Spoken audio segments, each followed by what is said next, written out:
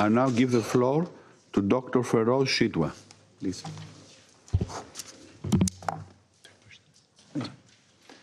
Thank you, Mr. President, members of the Council. My name is Dr. Feroz Shitwa. I am an American trauma and critical care surgeon based in Stockton, California. I come before you today to speak about the Gaza Strip, where I have volunteered twice since October 7th. First at European Hospital from March 25th to April 8th of last year, and most recently at Nasser Medical Complex from March 6th to April 1st of 2025. Both are in the city of Khan Yunis. I'm not here as a policymaker or a politician. I am a physician bearing witness to the deliberate destruction of a healthcare system, the targeting of my own colleagues, and the erasure of a people. The Constitution of the World Health Organization states that the health of all peoples is fundamental to the attainment of peace and security and is dependent on the fullest cooperation of individuals and states.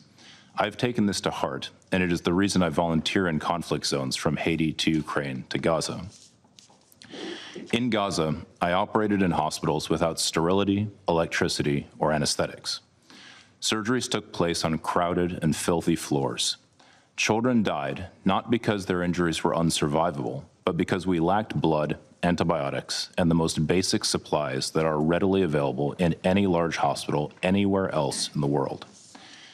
I did not see or treat a single combatant during my 5 weeks in Gaza. My patients were 6-year-olds with shrapnels in their heart and bullets in their brains, and pregnant women whose pelvises had been obliterated and their fetuses cut in two while still in the womb.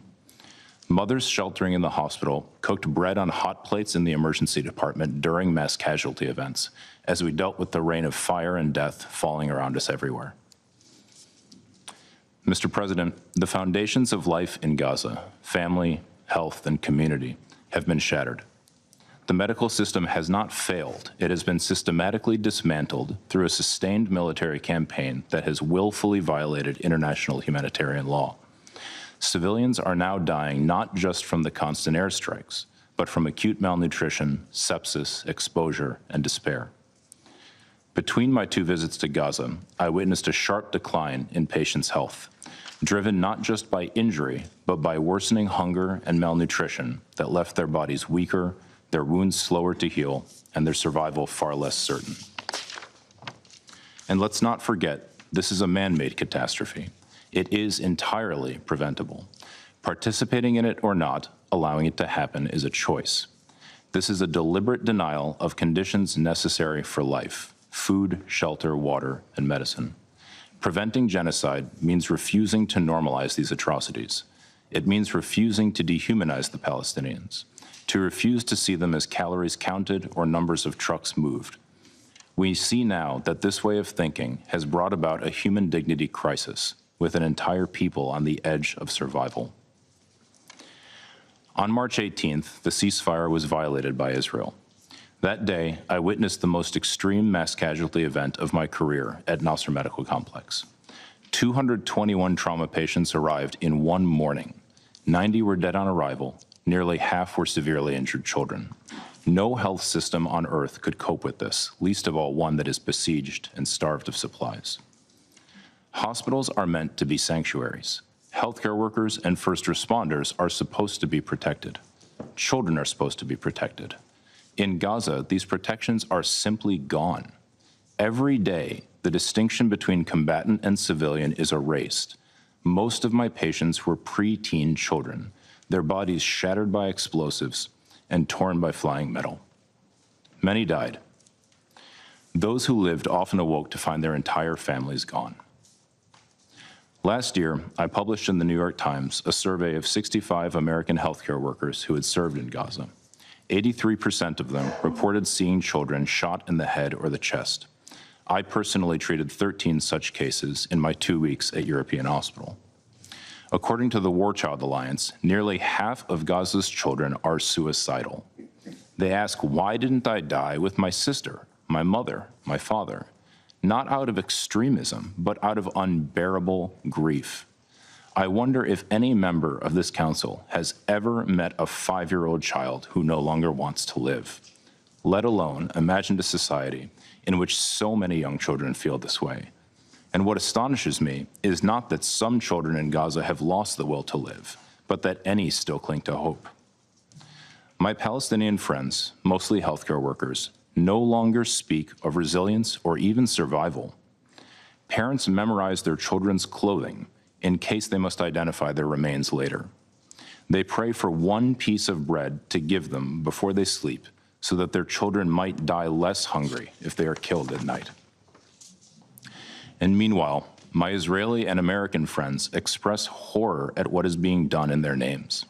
Many of us cannot understand how our governments continue to arm this senseless destruction, but you in this chamber have the power to stop it.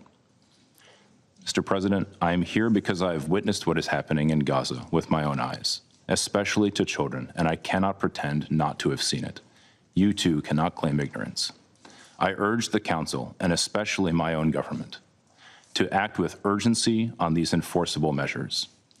1, demand an immediate and permanent ceasefire, including a halt to all arms transfers to all parties to the conflict, alongside targeted and lawful sanctions on Israel.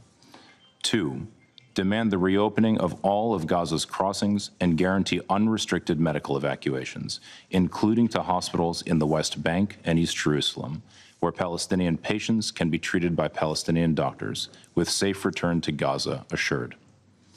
3, guarantee sustained humanitarian access throughout Gaza, allowing all essential supplies, shelter, food, water, fuel, and medical supplies to reach all people in need.